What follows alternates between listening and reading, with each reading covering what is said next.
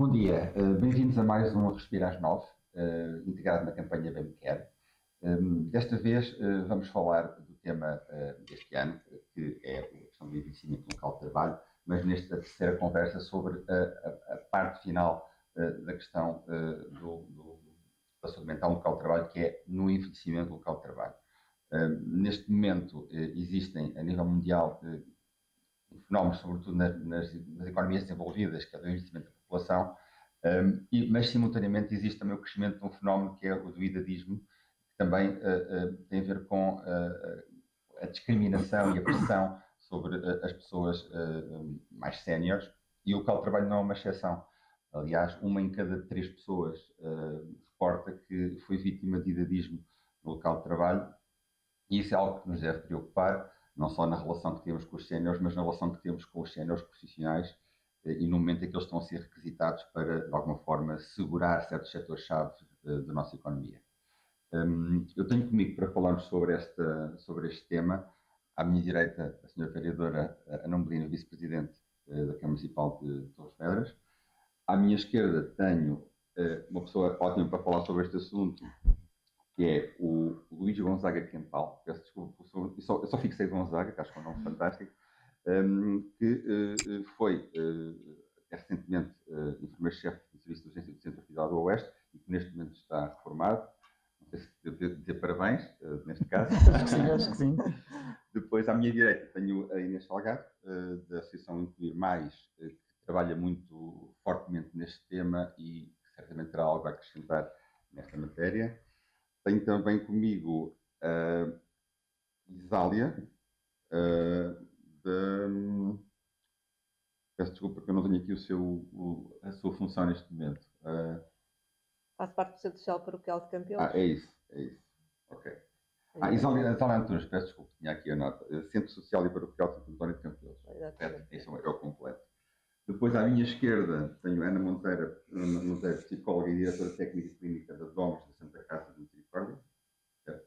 Uhum. E a last but not least, sim, tenho aqui um instrutor de yoga, e pode parecer estranho, mas não é, espero eu que fique claro na nossa conversa de hoje, o Henrique Alado, que é professor e proprietário, dono da Escola de Yoga Suryatri, correto? Ok. Muito bem, foi uma ronda completa. Eu então propunha que fizéssemos um breve comentário a este tema no contexto quer da campanha, quer do dia que estamos a celebrar hoje, que é o Dia Mundial da Saúde Mental. Muito bem, muito bom dia a todos e a todas. Bom, eu penso que de facto os desafios do envelhecimento declinam e têm consequências nos diversos contextos pelos quais as pessoas se movem, entre os quais o local de trabalho. Obviamente que aquilo que me parece ser fundamental é, desde logo, conseguir-se criar contextos para que pessoas de diferentes idades, de diferentes backgrounds, possam de facto se aproximar e dialogar. É importante perceber a racionalidade dos mais novos, das novas gerações, que já fizeram um percurso em sistemas distintos daqueles que foram os sistemas pelos quais os mais velhos passaram, nomeadamente a nível educativo, formativo, e toda a sociedade é diferente, mudou, transformou-se, e por isso é importante perceber desde logo a racionalidade de uns e de outros e colocar todos em diálogo. Caso contrário, não é possível que nos possamos compreender uns aos outros.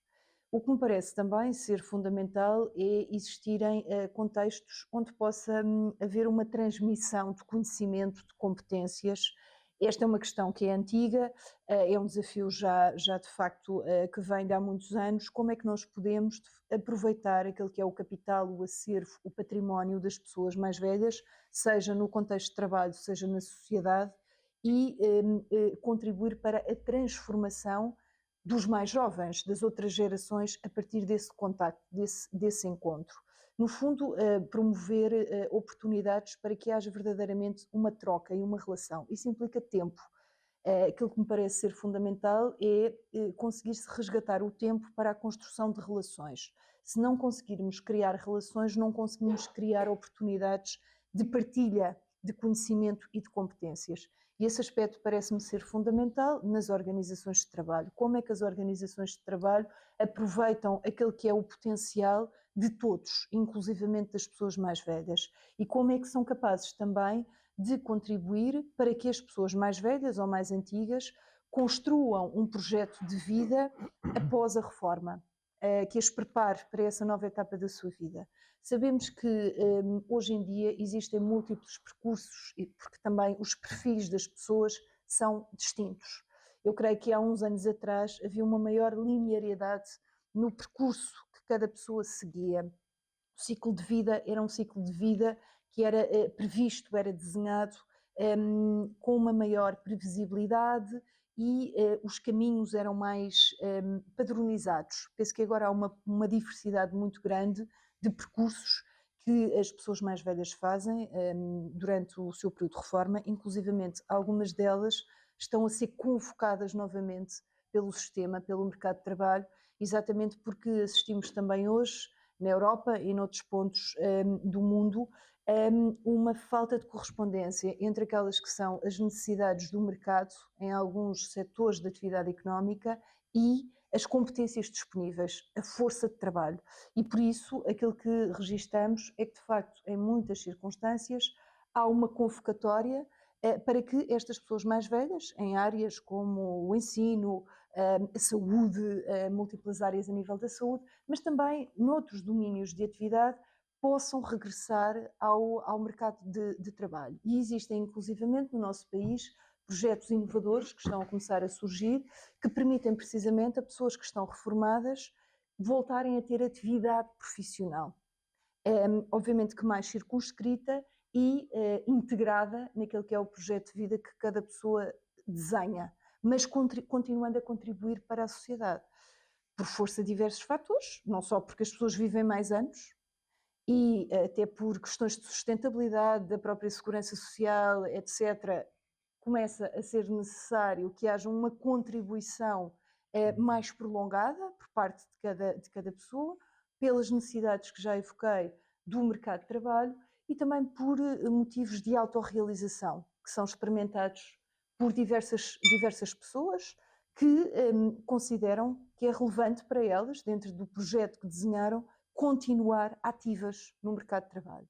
E por isso aquilo que me parece ser fundamental é, desde logo, criar-se também condições para que cada um possa construir o seu projeto de envelhecimento bem-sucedido, de acordo com as suas expectativas, as suas características, os seus perfis. Reportando muito rapidamente ao que o Vítor referiu, ao idadismo, no fundo, preconceitos que são, neste momento, dirigidos a pessoas mais velhas, pelo simples facto de serem mais velhas. De facto, a sociedade é atravessada por vezes por tensões, por contradições.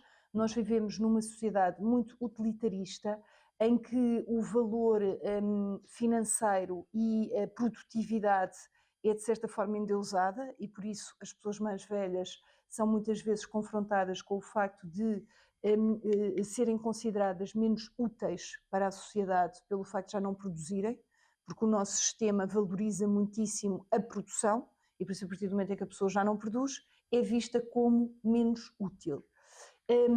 Esse de facto é um aspecto em relação ao qual eu penso que nós temos que refletir, porque a vida de uma pessoa mais jovem não pode valer mais do que a vida de uma pessoa mais velha, que tem todo um percurso e que tem inclusivamente provas dadas. E por isso é profundamente injusto, diria, considerar que a vida de uma pessoa mais velha vale menos do que a de uma pessoa mais jovem.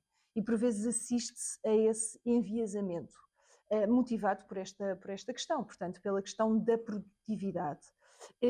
É curioso verificar que as mulheres são as maiores vítimas do idadismo, porque estão confrontadas não só com questões de natureza estética, ou seja, o envelhecimento, no caso das mulheres, levanta uma série de desafios, porque a própria sociedade também endeusa, deifica a juventude, a beleza, e por isso as mulheres acabam por, ao envelhecer, ser confrontadas com todas estas questões relacionadas com a imagem e de facto são vítimas destes preconceitos relativamente às pessoas mais velhas, com uma maior incidência. E de facto é absurdo, não é? Quer dizer, as pessoas serem discriminadas ou serem consideradas menos válidas pelo facto de serem mais velhas. É exatamente o oposto daquilo que acontecia noutros tempos e noutras sociedades, em que as pessoas mais velhas eram vistas como fonte de sabedoria, de conhecimento, de maturidade, e por isso granjeavam um estatuto e um poder mais elevado e mais considerado. E por isso aquilo que me parece é que, desde logo e muito bem, nós devemos refletir relativamente a estas questões, torná-las evidentes, visíveis, porque sem consciência não conseguimos alterar nada, não conseguimos transformar nada. E depois parece-me que, estando estas questões bem presentes, bem claras, é importante tomar efetivamente medidas para que todos se sintam bem e se sintam respeitados e estimados por aquilo que são. Se de facto as pessoas mais velhas são vistas de forma depreciativa, obviamente que não se vão sentir bem, isso tem um impacto a nível da sua autoestima, da sua autorrepresentação, e naturalmente que é depois mais um fator de risco para poderem desenvolver algum tipo de perturbação do ponto de vista mental. E por isso são estas as contradições, as tensões que atravessam a nossa sociedade, e que eu acredito que nos devem conduzir a repensar todos os nossos sistemas. Nós estamos num momento de transição. Sente-se que, de facto, a nossa civilização está aqui num ponto de mudança. Não sabemos quais é que são os futuros possíveis. Eu creio que também existe, neste momento, uma grande dificuldade de imaginar o futuro, que é algo que eu constato. Portanto, as pessoas, independentemente da sua geração, falam muito no passado e no presente, mas falam um pouco no futuro. Que sociedade é que querem ter no futuro? Como é que querem viver? Como é que se querem relacionar uns com os outros? Eu penso que esse exercício de imaginação do futuro é absolutamente fundamental e que tem que ser feito com todas as gerações, porque pode parecer romântico, mas eu acredito que, de facto, a grande força dos sistemas humanos é a sua diversidade. E por isso não podemos apartar os mais velhos, e os mais velhos só dialogam com pessoas da sua idade, porque o que é a idade? Quer dizer, a idade é assim um fator tão determinante na identidade de uma pessoa? Não parece, não é? Quer dizer, é a idade que estrutura, que organiza todo um sistema que nós criamos e que faz com que haja uma separação. Há muito mais para além da idade. Eu posso, obviamente, identificar muito mais do ponto de vista dos interesses, das afinidades com uma pessoa mais velha do que com uma pessoa mais nova. E, portanto, será que nós devemos organizar a sociedade, os grupos, apenas por este fator? E que não estamos a perder muito enquanto sociedade em termos de criatividade, de inteligência, por criarmos estes sistemas apartados? Eu acredito que sim e que deve existir uma mudança. Ótima contextualização. Temos aqui muitas pistas para continuar. Eu, antes de passar aqui a conversa, há alguém que nos pode também dar um contexto mais concreto, para além do contexto mais genérico. Uma nota importante, a propósito do idadismo ainda, e o que é que ele representa a nível de saúde. Também há estudos internacionais que mostram que o idadismo representa também uma perda de esperança de vida das pessoas que são vítimas desse mesmo idadismo, na ordem dos 7 anos. Está estudado que se perdem 7 anos de vida por ser objeto do idadismo. Mas, ainda esta nota, eu passava agora aqui a bola ao Luís, para nos falar agora mais em concreto, porque tivemos aqui uma excelente panorâmica, mas agora mais em concreto e com um exemplo vivo de todas, um pouco também de algumas das questões que foram aqui levantadas. Reformou-se num setor altamente estressante, reformou-se num setor onde agora há um certo regresso impedido a que os profissionais séniores ou se mantenham ou regressem ao serviço, não por razões humanitárias, mas por razões de necessidade. Como é que vive isso e também como é que vive o tema do tempo a nível pessoal? Foi o início da intervenção da senhora vereadora, que é como é que vivia, como é que vive o tempo como profissional e agora como pessoa que se afastou mais do mercado de trabalho. Como é que vê o seu futuro também nesse aspecto? Muitos assuntos. Muito obrigado. Para já queria cumprimentar todos os presentes, agradecer o convite. Começou por dizer se me dava os parabéns em relação à reforma. Eu acho que sim, que me devo dar. Eu penso que todos nós, ao longo da vida, pensamos várias vezes na reforma, no que é que queremos fazer, no que é que gostávamos de fazer. Portanto, eu pessoalmente estou muito satisfeito por estar reformado. Claro que estava muito satisfeito por trabalhar, mas estava cansado. Nós, a nível da urgência, tivemos uma fase, 2, 3 anos, de facto, muito difíceis. A pandemia desgastou-nos, desgastou toda a minha equipa, quer de enfermeiros, quer de assistentes operacionais, quer de médicos, e de facto esse desgaste refletiu-se muito no comportamento das pessoas. A doutora Ana Molino falava-nos que, em relação à partilha de conhecimento, ao tempo que nós damos para podermos partilhar o conhecimento com os nossos colegas. Eu era o mais velho do serviço, tenho jovens recém-formados que começaram a trabalhar. Naturalmente que temos competências diferentes, são muito mais voluntariosos, mas por outro lado, eu sempre tive a preocupação de estar presente. Isto para mim é que era importante. Eu se calhar era o primeiro a chegar, eu era o último a sair. O que é que isto fazia? Fazia com que de facto eu estivesse muito em contacto com eles. E é este contacto que me permitiu partilhar as minhas ideias. Penso que absorver algumas ideias deles. Não tínhamos dúvidas nenhumas.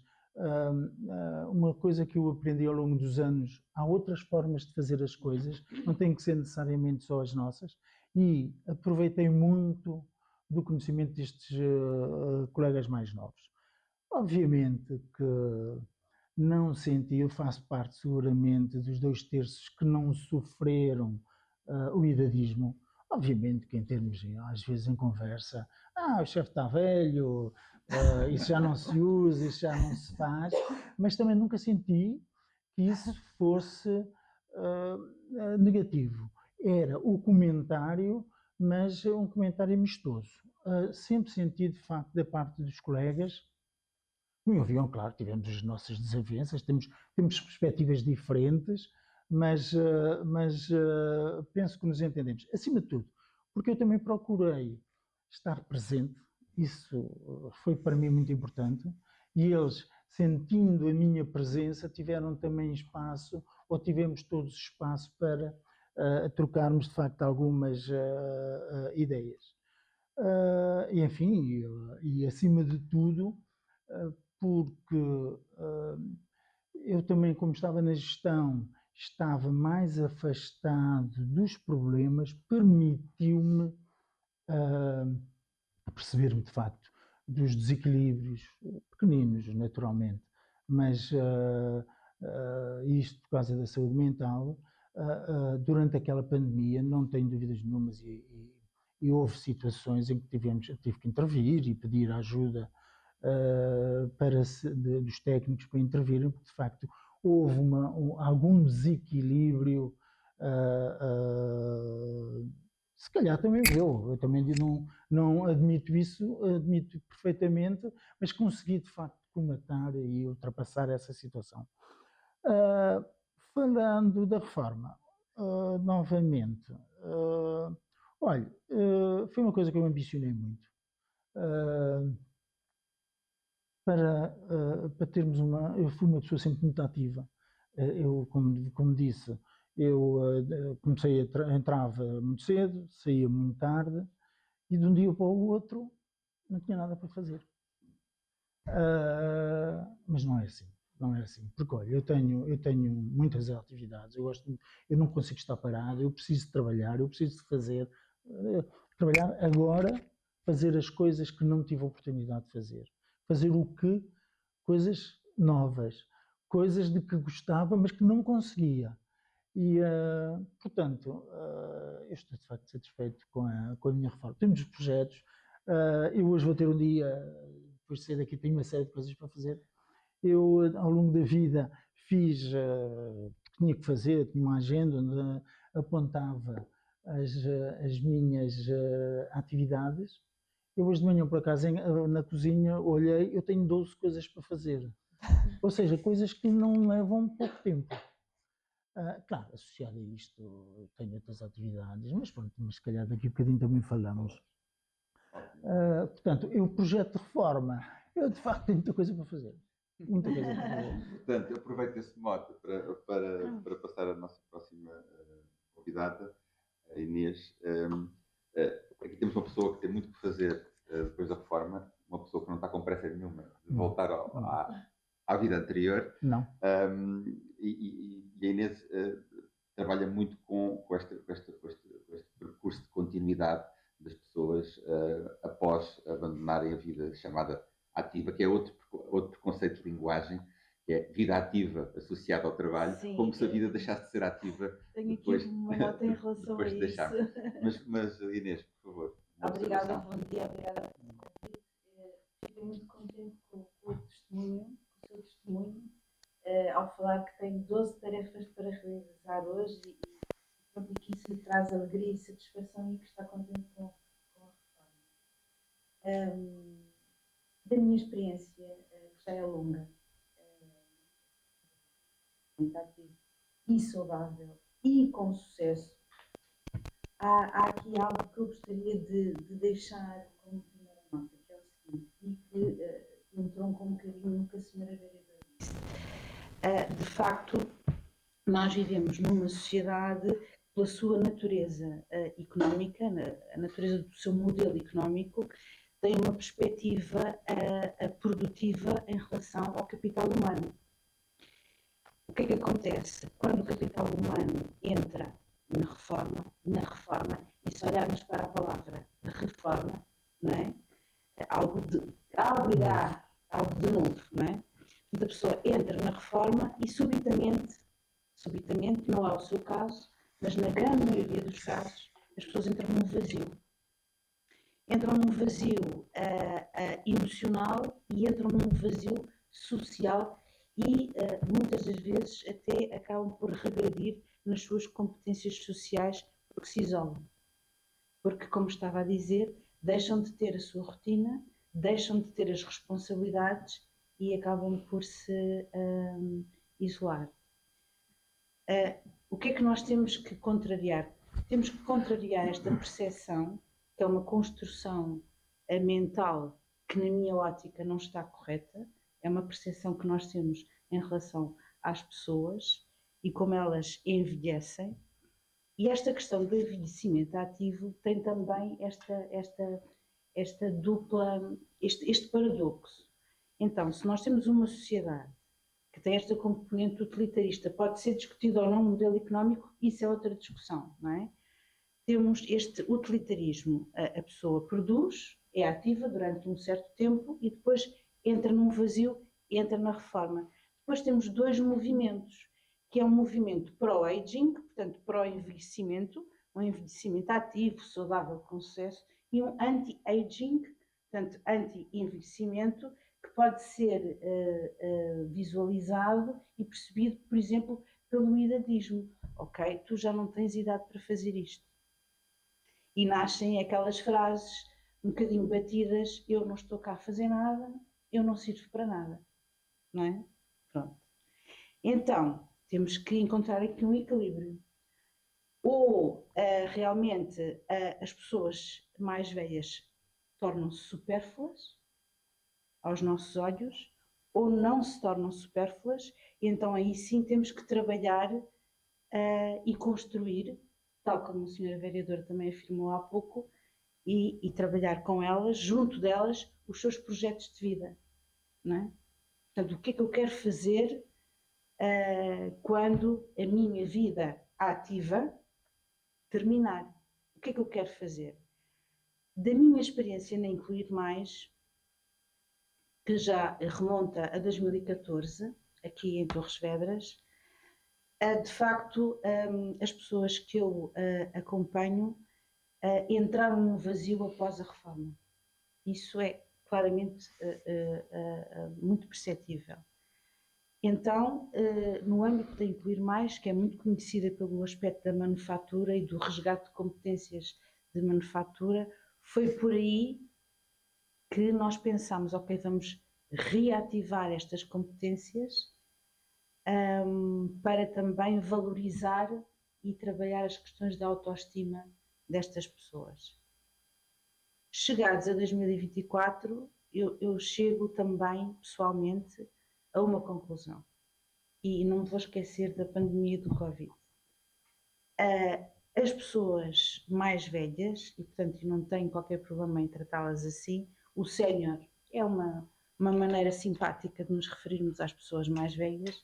As pessoas mais velhas têm um déficit, têm vários déficits, mas o principal déficit é de cariz afetivo e emocional. Isto é que é verdadeiramente,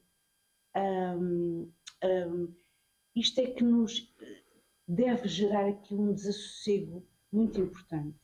As pessoas estão carentes de afeto.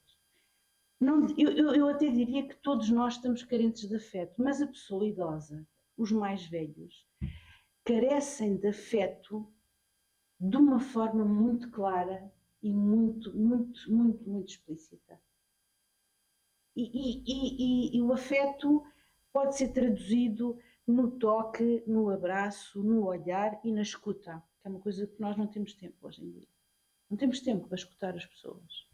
Ouvi-las apenas. Não, estamos sem tempo. Estamos sem tempo uns para os outros, basicamente.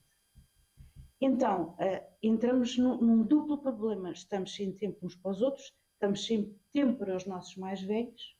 Os nossos mais velhos, muitos deles são info-excluídos, não estão a fazer videochamadas, que é o que nós agora gostamos de fazer. Portanto, o isolamento ainda é mais profundo. Então, isto leva-me a uma conclusão que não é uma conclusão animadora face ao futuro que a senhora vereadora há pouco estava a falar, em que nós pensamos muito no passado e realmente estas pessoas pensam muito no passado, na sua infância, na sua juventude, no que é que faziam, nos seus casamentos, nos seus filhos. Pensam no presente, ficaram agora muito contentes com este suplemento de 200 euros nas pensões, mas e o futuro? O futuro não pensam no futuro. Muito, se nós também estamos nessa incerteza em relação ao futuro, as pessoas idosas ou mais velhas, que futuro? Não é? Portanto, só mais um minuto em relação à pandemia, em relação ao Covid, em relação aos confinamentos e esse coartar de liberdade que nos foi imposto, teve que ser, não é? Tivemos que passar por isso. Há de facto um antes Covid e um pós-Covid. E isso verifica-se, creio eu, em todas as gerações que passaram por esse momento das nossas vidas. E que teve efeitos importantes ao nível psicológico, cognitivo, sem dúvida. Eles estão cá e são muito perceptíveis e estão muito conectados com esta distância física, com este cordão sanitário que nós colocamos a nós próprios. Portanto, cada vez é mais difícil o toque, o abraço e o beijo. Bem, obrigado, Inês, pela observação. Eu diria que é uma excelente transição também, agora para convidar a Risália, à frente de um tipo de estrutura que são os centros sociais e paroquiais. São talvez as estruturas mais relevantes que lidam com este público de uma forma muito próxima, diariamente, com uma resposta muito próxima. E eu propunha que a Risália também nos desse conta da sua experiência, do que é que observa junto das pessoas que frequentam o centro, que são, vamos chamar de os mais velhos. Eu gosto muito de mais velhos, porque, por exemplo, nas culturas africanas, o mais velho é uma expressão de alguém a quem se deve respeito, a quem se deve escutar. Qual é a sua percepção e a sua experiência de lidar com esta população e com estes desafios que estão aqui a ser falados? Eu no Centro Social é ligado mais, iniciou com a infância e tenho tido, ultimamente, tenho tentado também, apesar de acompanharmos, portanto, mais carenciados, tudo mais. Mas como tem, há outra associação, não é, que tem o mais velhos, neste caso com o lar, centro de dia, etc. Na fase também da minha própria reforma, no fundo, que não a sinto, tal e qual como não a sinto, continuo a não ter tempo para aliás, há ginástica, há o clube sénior, muitas vezes eu não consigo ir porque não tenho tempo. E ainda parece que não estou nessa fase, não estou nessa fase. Mas eu estava a ouvi-la precisamente aqui com a questão da carência das pessoas, não é? E sinto que realmente há ali uma lacuna entre os que vão para o lar, para o centro-dia, e portanto, os mais novos têm escuteiros, têm todas essas atividades. Há uma lacuna, que é portanto, da minha fase, da minha faixa etária, e alguns até mais novos. E que precisamente há essa falta de alguém que os acompanhe, que lhes dê apoio. Neste momento é também uma da minha preocupação, no fundo, de ocupação, de acompanhamento. Embora eu tenha uma mais ligada à igreja, portanto temos um grupo que nos juntamos pelo menos, uma média 2 vezes por semana, mas pelo menos uma vez por semana, e que as pessoas podem também falar dos seus problemas, e realmente há tantos problemas por resolver, para ajudar. Portanto, esta é uma das minhas preocupações, pessoalmente, que também a tal questão das pessoas estarem ativas, de fazerem qualquer coisa mais, não é? Portanto, temos um grupo que nos vai ajudando até no mercado social, com a separação das roupas, tudo isso, mas há ainda muito por fazer. Eu sinto muito essa, e esta que acabou de falar é também é o que eu sinto, essa falta de apoio, a falta de acompanhamento, o tal isolamento, que eu também ainda não consigo muitas vezes acompanhar, mas há essa lacuna, ainda está muito latente localmente.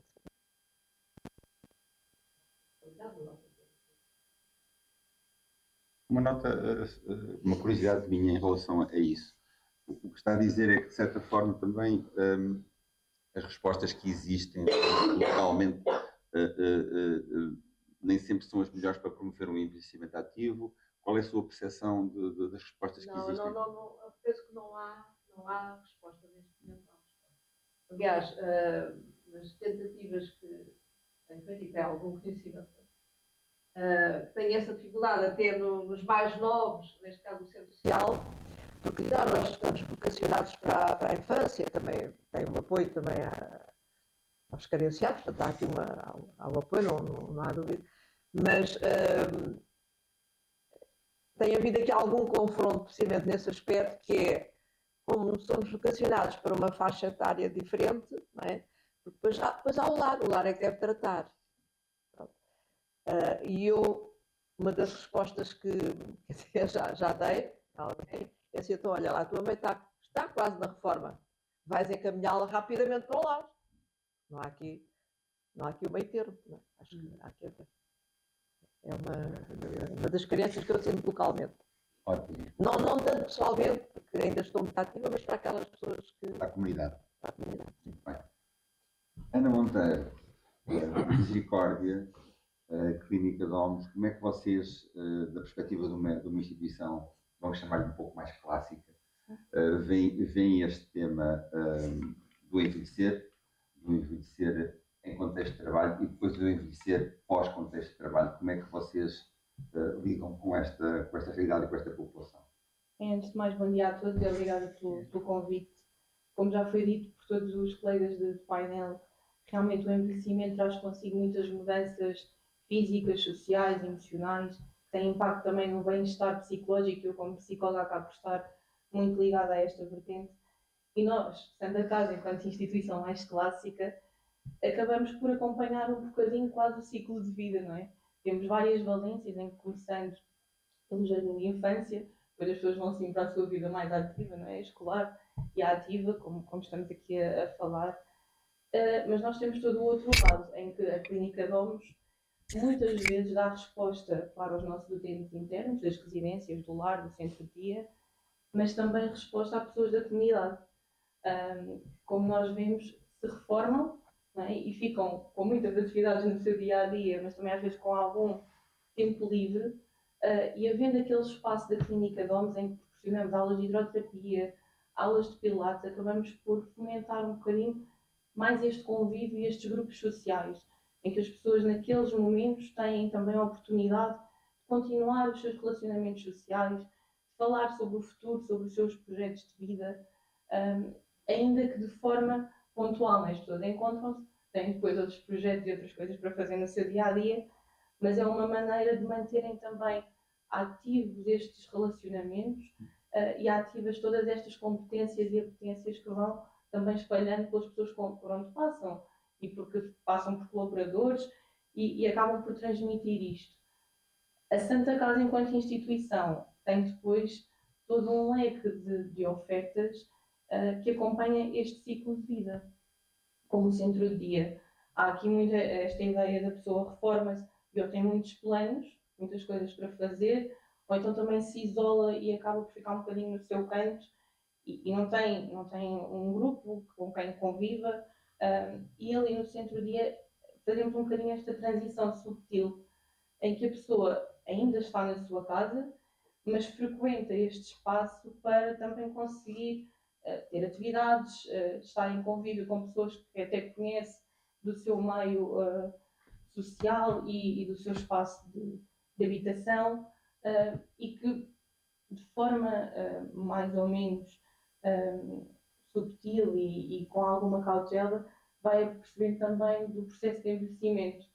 E pensando, aqui pegando no que a colega Inês também disse, pensando também um bocadinho qual é o projeto de vida, qual é o propósito a seguir. Não é? E eu, enquanto psicóloga, acabo por ter esta função de escuta, de ouvir as pessoas e de fazê-las pensar também o que é que queremos daqui para a frente. Acabou toda uma vida ativa, como temos falado, mas daqui para a frente qual é o meu propósito?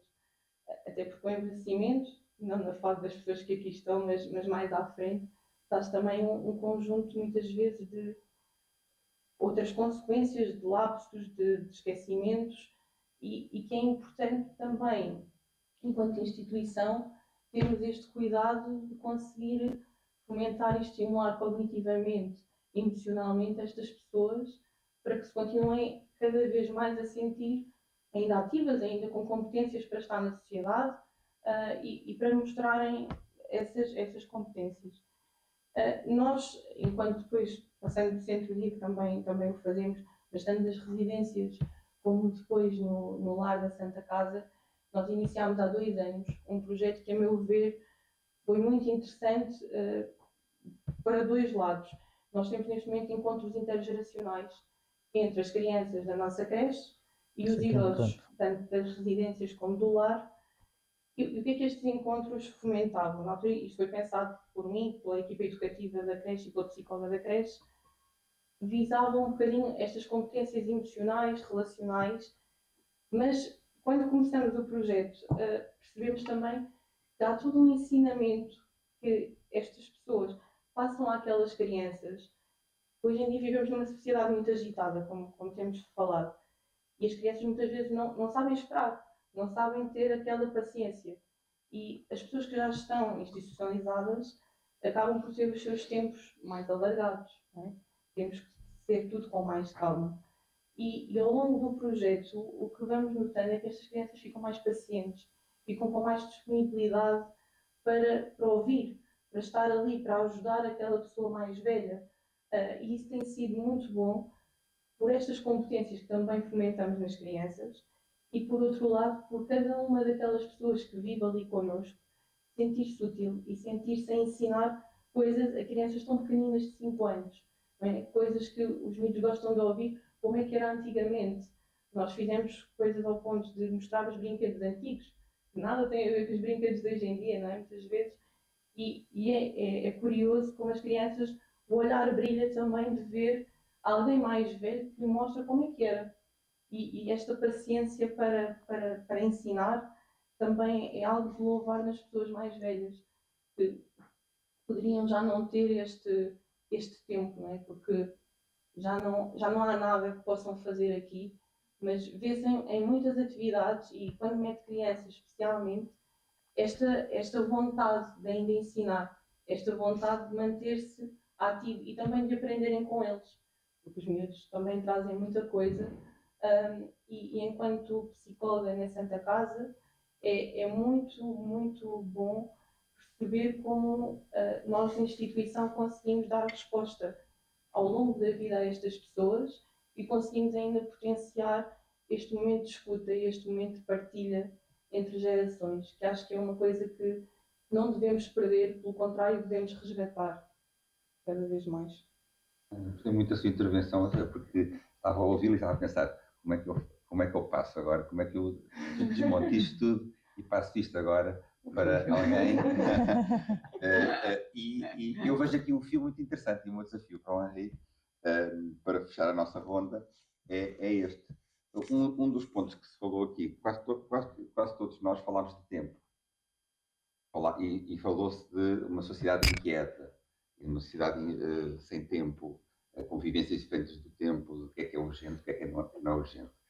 Na minha pouca experiência com o yoga, uma das coisas que eu aprecio é que o yoga, tínhamos nós 8 anos, ou 89, ou 88 anos, nos convoca a viver o presente, aquele momento, contacto connosco, com o que nos rodeia, a um nível mais profundo. E se calhar o desafio para si agora era pegar neste fio e Eu fechar. gostaria de fazer uma outra coisa, bom dia a todos, que era a gente podermos fazer, mas se não podemos agora, podemos fazer noutra altura ou na parte final, que era fazer uma pequena meditação. E acho que iria ajudar a tentar perceber também o que é o yoga. Vamos fazer isso depois de filmar. É assim, realmente para o yoga o tempo não existe, não há tempo. O tempo é algo que não existe. Nós, em relação eu não me vou reformar, por muito triste que pareça, não me vou reformar, acho que vou trabalhar até aos fins dos meus dias, porque assim o quero e espero até aos 80 e muitos conseguir atar os sapatitos lá embaixo, que é isso que também o yoga nos vai proporcionando alguma agilidade, não só a agilidade física, como também a agilidade mental. Eu acho que é muito importante. Os tempos de pandemia foram muito duros, sem dúvida. Nós continuamos à mesma com as aulas online e tentamos ajudar as pessoas através das aulas online. Não é a mesma coisa, mas qualquer das formas tentamos ajudá-las. A nível de yoga, aqui em Torres, nós não fazemos distinção do mais velho ou do mais novo, juntamos todos os grupos, tentamos sempre adaptar, porque o yoga adapta-se, nós vamos adaptando as posturas às pessoas e às condições que as pessoas têm, físicas e às vezes mentais. Eu acho que um dos requisitos para a prática do yoga é ter algum problema mental. Isto é uma brincadeira em tons de brincadeira, mas sim, eu acho que é através daí que nós também conseguimos descobrir aquilo que nós somos. O yoga é uma filosofia de vida, é uma forma de estar na vida também. E nesta sociedade robotizada, onde tudo é tudo muito rotineiro, as pessoas desgastam-se, há um desgaste profundo nas pessoas. E aquele momento, é aquilo que eu costumo dizer, é um momento só delas. Elas têm que aproveitar o máximo, a descontrair, a relaxar, a saber parar. Eu acho que as pessoas não sabem parar hoje em dia. Não têm a noção do tempo, não têm a noção. É tal e qual como uma fotografia. A fotografia capta o momento, né? E nós tentamos parar aquele momento, parar a mente, observar o que é que estamos a pensar. Muitas vezes nem nos damos conta. É uma coisa tão natural em nós, vivemos dentro da nossa cabeça e nós não somos aquilo que pensamos, nós somos muito mais que isso. Eu costumo dizer que nós somos como uma cebola, não é? Vamos tirando aquelas camadas até chegar ao nosso núcleo, aquilo que interessa, à nossa luz. O corpo é só um meio de transporte.